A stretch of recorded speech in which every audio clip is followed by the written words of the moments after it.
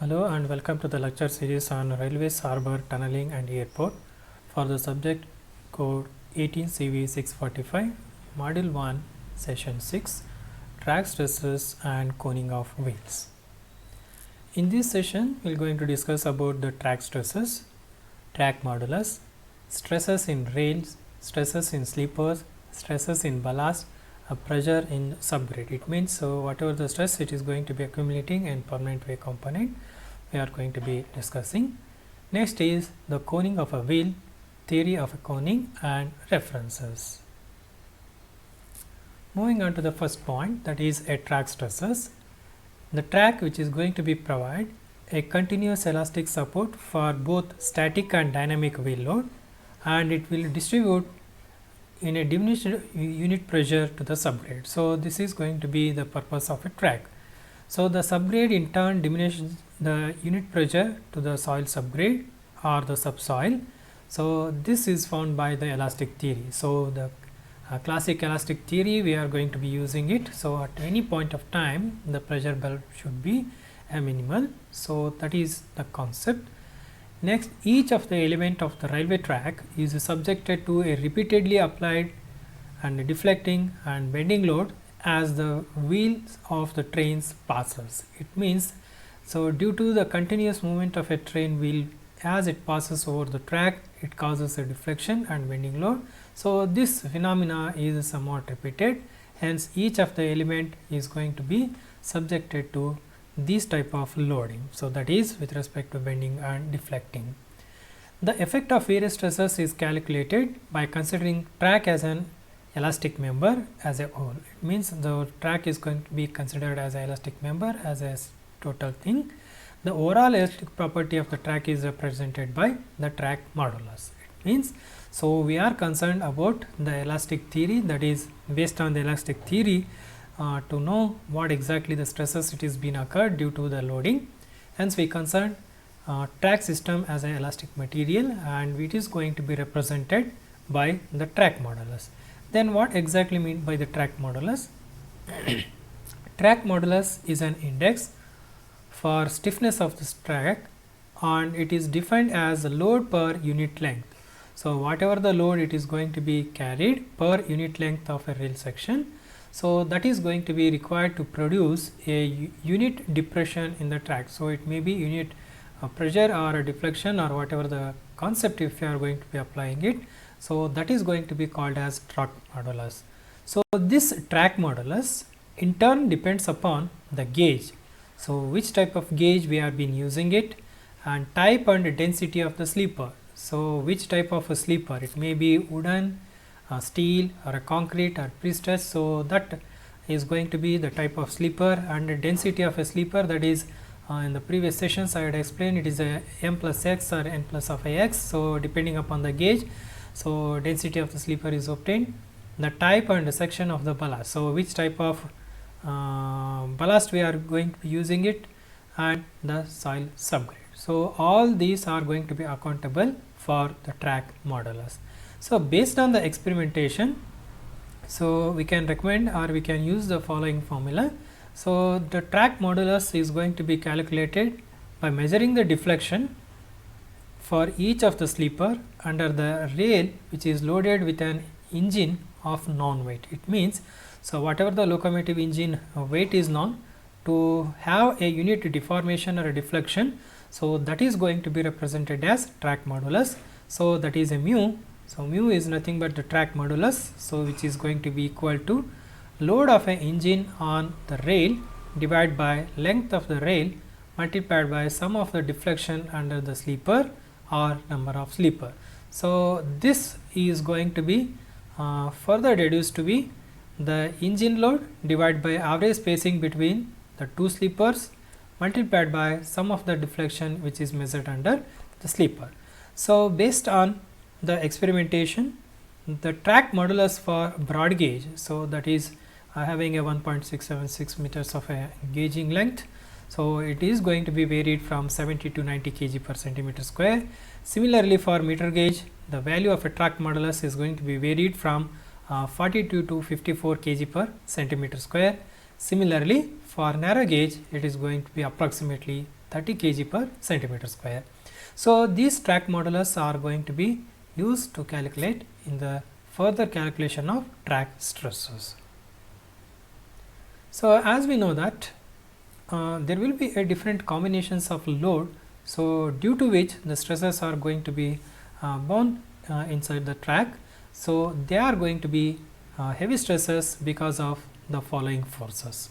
First one, the vertical load. So vertical load consisting of a dead load and a dynamic augmented load, including the effect of a speed of a locomotive, the hammer blow effect and the inertia of reciprocating masses. So whatever the locomotive engine, so its weight, that is going to be its dead weight, then the dynamic loading, so what is going to be the effect of speed, so starting to accelerated speed or a design speed, the hammer blow. So all these are going to be the forces which are going to be accountable for the formation of the stresses in the track. Similarly, the lateral forces. So lateral forces are due to the movement of live load and eccentric vertical loading of a shunting of a locomotive. So all these are once again going to be accountable for the stresses. Similarly, longitudinal forces due to the tractive effort and the braking force and also the thermal forces also induce some amount of stresses in the track system. Similarly, the contact stresses between the wheel and the rail. So the contact of a wheel flange and the rail top head is also going to be having some amount of contact stresses. So apart from that one, we are going to be having the defects on the rail is also going to be providing some amount of extra stresses to the track system. Additionally, when the curves are also going to be there, so it is also accountable for the additional stresses due to the curve. So the stresses in the track system are due to the vertical load of an engine, then speed, hammering effect, then the lateral forces, longitudinal forces, contact surface and also the curves and defects. All these are going to be accountable for the stresses in the rail or track system. So moving on to the track stresses. So what exactly the track stresses? So as I defined, due to the load per unit length of a track, it is going to be occurring considering as an elastic media. So those are going to be called as track stresses. So there will be a different loads or the combination which causes the track stress. The first one is the wheel load. It is going to be the static, due to the wheel is going to be transmitting to the point of contact only, hence it is considered as a stationary load only or the static load. This load can be modified because it is going to be in a motion, so that is going to be called as dynamic effect. So the wheel load is going to be the cause for the track stresses. Next is the dynamic effect of a wheel load. So what exactly the effect it is going to be causing? So because of a speed, it is going to be giving some hammer blow by the moving wheel. So that is a repeated wheel load, it is causing the blowing effect or the hammering effect. So under the ideal conditions, if there is no changes in the stresses should occur within the speed, then the change or increase in the stresses occur is due to the ineffectiveness of the track and also the effect of frictional forces. It means due to the friction and due to the hammering effect also it produces some amount of the stresses. Next is the hammer blow. So this hammer blow is going to be absorbed because of the crank pins or the connecting rod or the bolts or the couple rod etc. is going to be giving because of as it revolves over the eccentric wheel, so it produces the hammer blow. So which is going to be a common when we see the counterweight which is vertically downwards and which moves in upward lift. So when the counterweight is going to be moving in a vertical plane, that is a upward and downward movement, so that is going to be causing the hammer blow. So this is going to be balanced due to the eccentric load, which is not seen in case of electric locomotive. So it can be seen in diesel locomotive. Moving on to the next one, it is called a horizontal thrust. This is a predominant in case of a steam engine.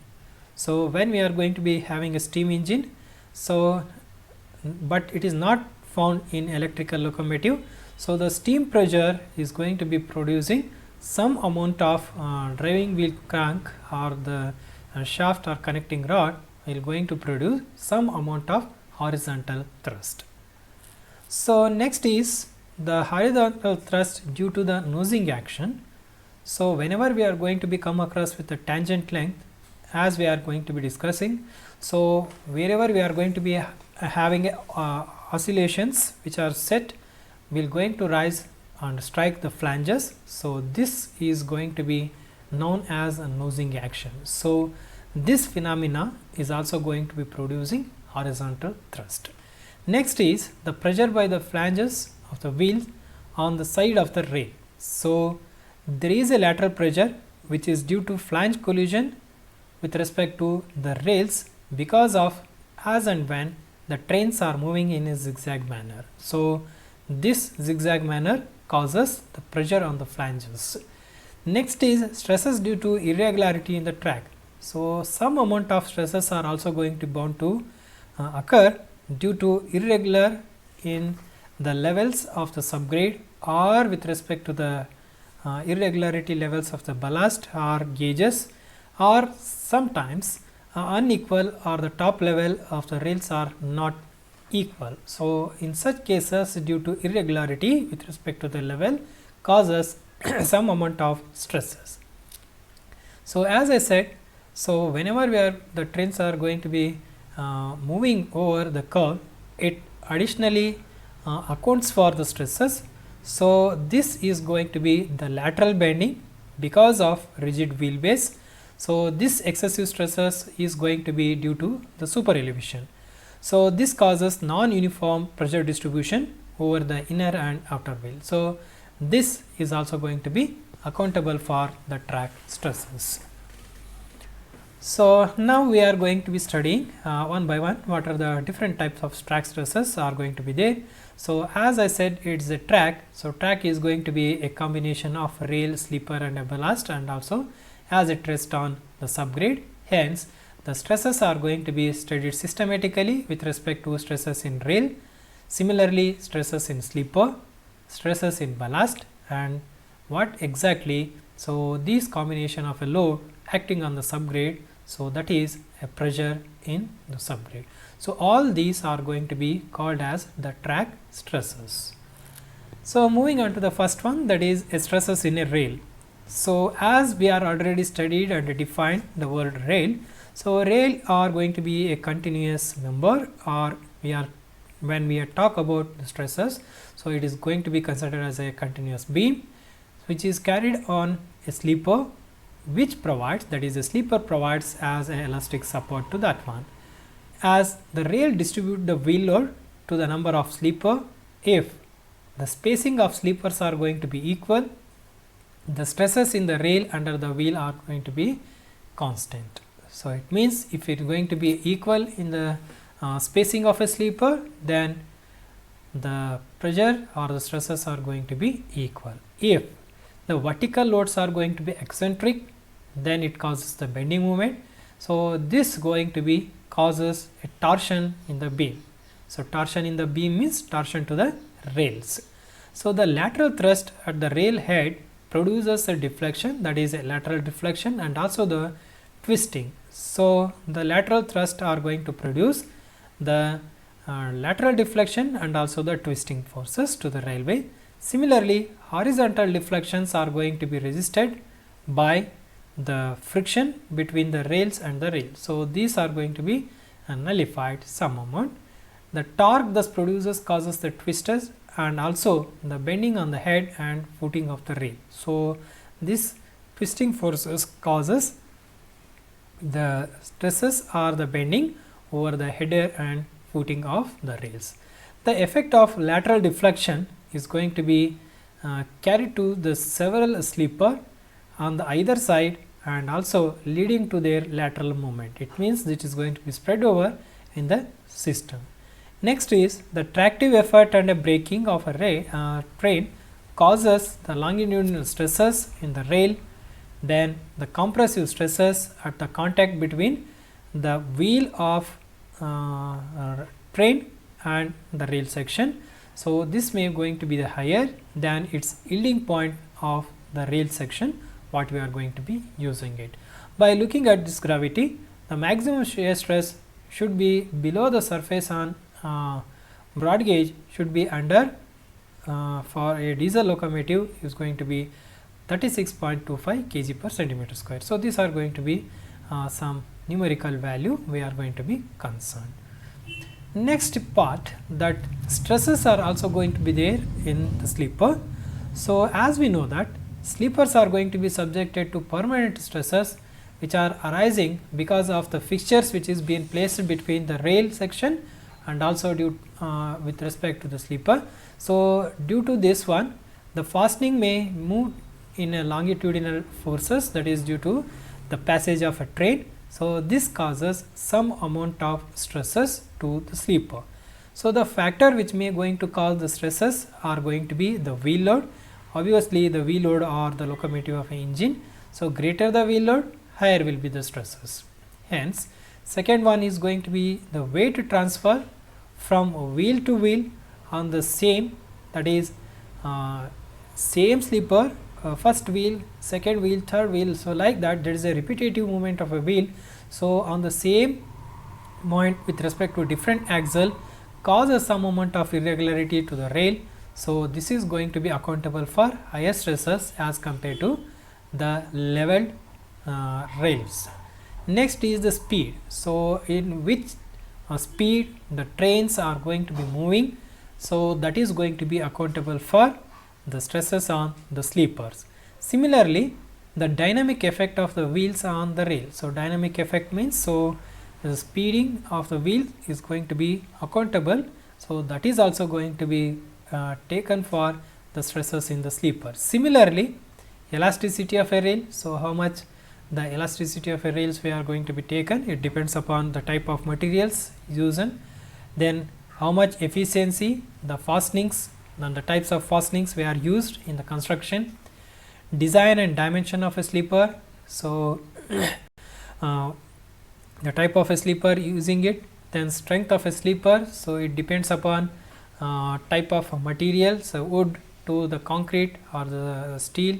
And next is going to be the track modulus. So, as I explained in the previous slides with respect to track modulus, then the maintenance practices which is found for the particular track, and lastly the stiffness of a rail. So, all these are going to be a contributing factor for the stresses in the sleeper.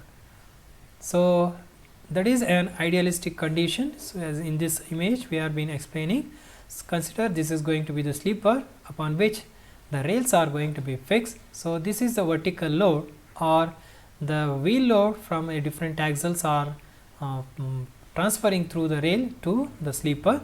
So, this is going to be the deflection path of the sleeper due to the loading. So, we can measure the deflection. So, that is without load, obviously it is going to be in a position. So, depending upon the application of a loading, so there will be a maximum deflection at the center and some amount of deflections we can see near to the edges of the rails also. So, that is stresses is going to be bound inside the sleeper with respect to the vertical loading from the rail to the sleepers. So, next we studied stresses in rails and sleeper. So, as we know that in the track component the ballasts are also going to be there. So, these are also going to be expressing some amount of the ballast stresses. So, this is due to as and when the loads are passed over the sleeper from the rail. So, this rail to sleeper will going to transfer the load to the ballast, means the vertical load onto the rail. So, the vertical load onto the rail to the sleeper. So, whatever the adjoining sections which is being provided with the ballast, hence, so this is going to be taken. So, this efficacy of the load transmission depends not only on the elasticity of a sleeper, but also its size, shape and depth of ballast which is provided, and also the degree of the compaction under the sleeper it is being provided. So, depending upon the all these criteria, stresses are also going to be there in the ballast. So, this is been identified by the Professor A.N. Talbot. So, he analyzed the pressure distribution in the ballast, so under the sleeper, and he investigated and revealed that the pressure distribution curve under the sleeper would be shaped like a bulb. So, as it is shown in this figure, that is once again a pressure bulb. Suppose if you are concerned the vertical load, and this is the spacing, that is the S is spacing between the two sleeper. So, that is the pressure bulb intensity is going to be developed with respect to the sleeper. So, in the x axis it is the distance of the center line measured with the center or the middle portion of the sleeper, then it is the depth. So, this is the Talbot, he idealizes the stresses in the ballast. So, the following important conclusions which can be drawn from this figure are: the pressure on the sleeper is maximum at the center of its width. This pressure decreases from center to the ends. So, it means that exactly at the center of the application of a load, the pressure intensity is going to be higher and higher, and it is going to be decreasing. So, when it is going to be moved away from the application or the point of loading. Next is the vertical pressure under the sleeper is uniform and depth is approximately equal to the spacing between the sleeper. It means, so this depth is going to be equal to whatever the spacing, that is the same idealistic condition when it is going to be having at 45 degree, that is no overstressing. So, the same thing we can say in this case also. This is with respect to stresses in ballast. So, moving on to the last thing. So, the track system, that may be a rail, sleeper or a ballast, ultimately is going to be resting on the subgrade. Hence, some amount of the pressures are going to be acting upon the subgrade. So, the pressure on the subgrade can be decreased by increasing both the depth and also the size of the ballast. It means, so if you increase the minimum depth and also the size of the ballast, then subgrade is going to be having a lower pressure. Suppose if you are going to be minimum depth and minimum size of ballast, the more pressure is going to be occurring on the subgrade. So, grading and ballast is going to give you a minimum void, and it also prevents accumulation of a foreign particle. Close spacing of a sleepers behind the optimum will going to lead the problem of consolidation of a ballast underneath. Hence, depending upon the study, so different types of soil is going to be exert some amount of bearing pressure, so which is measured in terms of kg per centimeter square. So, first one is a alluvial soil, so it is going to be below 0.7. So, soft clay it is going to be range in 1.21 and 1.41. Similarly, for sand also. Suppose if it is going to be a clay or a firm sand, the bearing pressure is going to be varied from 1.48 to 2.11. Suppose if it is a compacted soil, it is going to be 2.58 kg per centimeter square. So, these are the numerical value we are going to be concerned while calculating the track stresses. So, moving on to the next concept, it is called coning of a wheel. So, why do we require this coning of a wheel? So, as we know that the wheels are going to be shaped like a cone. So, this is a conical section which is going to be having a slope or a gradient of 1 in 20 to the treads of a wheel, which is provided outer side of the slope. This is going to be called as coning of a wheel. So, just observe in this image, the sloping is going to be outerward, it is going to be 1 in 20. So, it is being provided for the ease of movement of a wheel flanges over the rail head. So, this is going to be having a slope of 1 in 20. So, the rail flanges are going to be maintained at 1 in 20. So, why we are going to be providing the slope or the tapering edges? So, it serves the following purpose. So, as we know that to negotiate the curve, there will be a longer distance the outer wheel with with respect to the inner wheel. So it helps to negotiate curves smoothly. So this 1 in 20 slope will going to provide the negotiation of a curves for the train is going to be somewhat smoother. The wheels are generally remain in central on a straight track. It means the wheels are always going to be in the straight when it is going to be moving on a straight track, but when it is going to be moving on a curved track, outer wheels come outwards due to the centrifugal force. So when it is been moving on the curve, so this outer wheel comes to on the outer side, hence it has to be maintained in the vertical plane so that it should lie in center line with respect to the rail head. Hence we are been providing a slope of 1 in 20, and also to reduce the slipping and skidding of a wheel. So to avoid the slipping on wheels with respect to the rail and also the skidding, we are going to be providing a slope of 1 in 20 to the treads of wheels of a rail. So that is another purpose of coning of wheel, as it reduces wear and tear of the flanges. So if it is going to be straight one, because of engine and the speed, it is going to be rubbed against each other, that is a rail head. So this rubbing action causes the wear and tear of a wheel flanges. So due to this sloping, it reduces the wear and tear of wheel flanges. So ultimately it is going to provide a smooth riding comfort. So that's what the coning of a wheel is going to be concerned. So the same sketches, so that is on the level track and it is also in curved track, as I explained in the coning of a wheel. So next is the theory. So looking at the images for a level track and also the curved track, whatever the case, we should maintain the center line of a wheel with respect to center line of the rail. So we are going to be analyzing the theory of a coning with respect to a level track and also the curved path.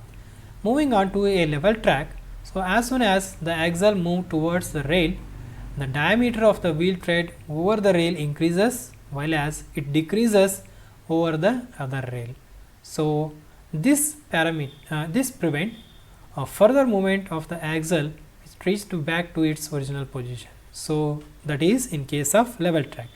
Whereas in case of curved path, it is seen that due to rigidity of a wheelbase, either the wheel must slip by an amount which is going to be equal as the numerical difference between the length or the axle must slightly move outward, as it provide a tread to a longer diameter over the outer rail or a smaller diameter over the inner rail. So as we know that, so this is going to be a rigid wheel.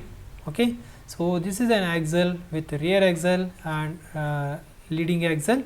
So due to this rigidity, if it is going to be traversing through a curve, suppose if it is going to be the center line, so just look at this image. So when the leading rail moves, so the outer edge is going to be some amount greater than the rear axle. So as it is going to be little bit inner side.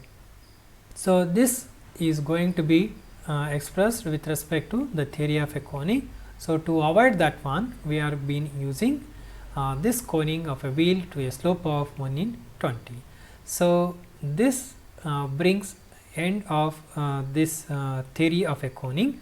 So as I explained, advantages are there, it provides smooth and comfortable journey, but disadvantage of coning of a wheel is that pressure of horizontal component near the inner edge of the railway has always a tendency to have accelerate wearing of a rail. It means whenever we are going to be having coning of a wheel, so tendency is that the wearing of rails are going to be there. This is because of the horizontal component or the pressure which is exerted in the horizontal direction. It tends to turn outward and consequently gauges are going to be getting widened. So as we know, if it is going to be widened, the gauge is not going to be in proper width or proper gauge. The cause of damage to the outer edge of a rail if no base plates are going to be provided. So, obviously the outer edges are going to be in damaging of a rail. So, these are some of the disadvantages of coning of wheels. So, for this session we had referred the standard textbook. So, web references, and thank you.